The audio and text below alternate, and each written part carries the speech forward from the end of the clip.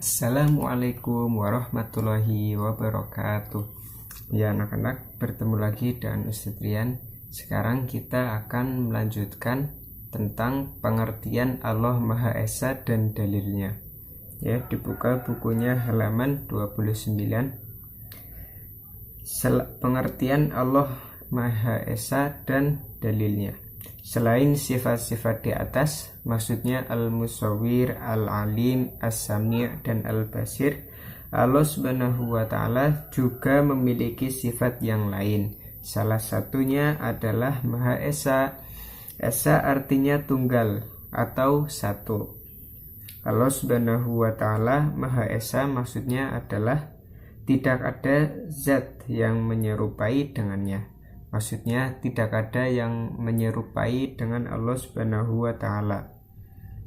Terus hanya Allah Subhanahu wa Ta'ala sajalah yang memiliki sifat-sifat mulia dan tidak ada satupun yang menyerupai sifat-sifatnya.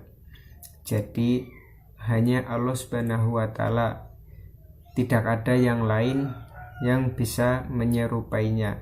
Seperti contoh nama-nama Asmaul Husna.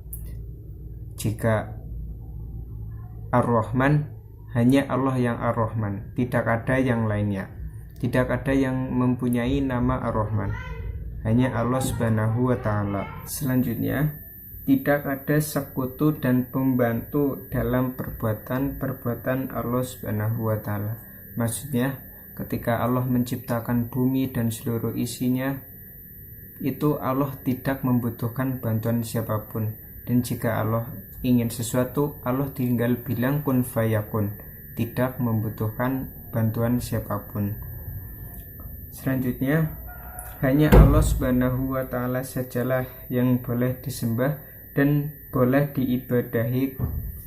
Keesaan Allah Subhanahu wa Ta'ala dapat kita lihat pada kalimat syahadat tauhid yang selalu kita baca ketika sholat. Ya, hanya Allah yang boleh disembah dan boleh diibadahi. Maksudnya kita tidak boleh menyembah kepada yang lainnya kecuali hanya kepada Allah Subhanahu wa Ta'ala. Ya, karena menyembah kepada selain Allah, baik itu menyembah ataupun beribadah, itu termasuk syirik. Ya, syirik itu dosa yang paling besar. Jadi hati-hati, jangan menyembah kecuali hanya kepada Allah. Oke. Asyhadu alla ilaha illallah. Aku bersaksi bahwa tidak ada Tuhan yang berhak disembah kecuali Allah. Keesaan Allah Subhanahu wa Ta'ala dapat kita lihat pada Al-Qur'an surat Al-Ikhlas.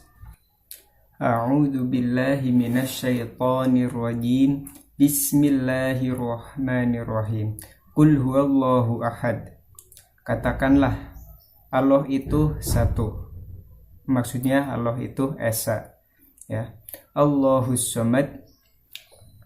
Allah adalah Tuhan yang bergantung kepadanya segala sesuatu. Maksudnya hanya kepada Allah kita meminta, bukan kepada yang lainnya. Lam yalid wa lam yulad. Dia tiada beranak dan tidak boleh diperanakan. Maksudnya Allah itu tidak beranak dan tidak juga diperanakan. Ya. Walam yakul lahu kufuwan ahad. Dan tidak ada seorang pun yang setara dengan dia. Maksudnya tidak ada yang bisa menyamainya, baik di sifat, kekuatan ataupun kedudukan, semua tidak ada yang bisa menyamainya. Ya. Selanjutnya, bukti meyakini keesaan Allah Subhanahu wa Ta'ala.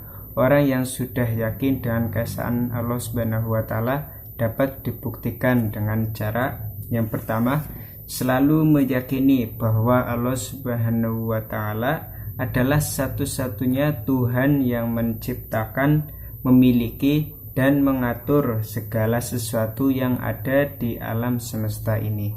Jadi kalau kita sudah yakin dengan keesaan Allah, maka kita harus yakin bahwa hanya Allah yang mengatur semuanya, yang menciptakan semuanya. Kemudian selalu meyakini kebenaran semua nama dan sifat-sifat Allah Subhanahu wa Ta'ala yang telah ditetapkan dalam Al-Quran maupun di dalam hadis.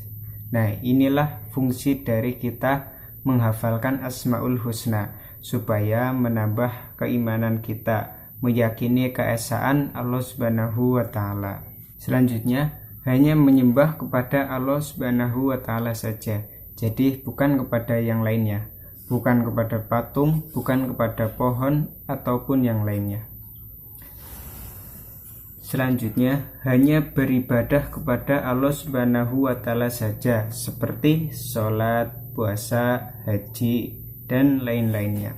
Nah, itulah kenapa kita seorang muslim wajib melaksanakan 5 rukun Islam, ya, supaya kita benar-benar yakin kalau Allah itu esa. Maka kita harus mengerjakan 5 rukun Islam.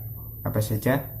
Syahadat, sholat, zakat, puasa, haji. Nah, itu wajib dikerjakannya. Hanya berdoa kepada Allah Subhanahu wa Ta'ala, ya.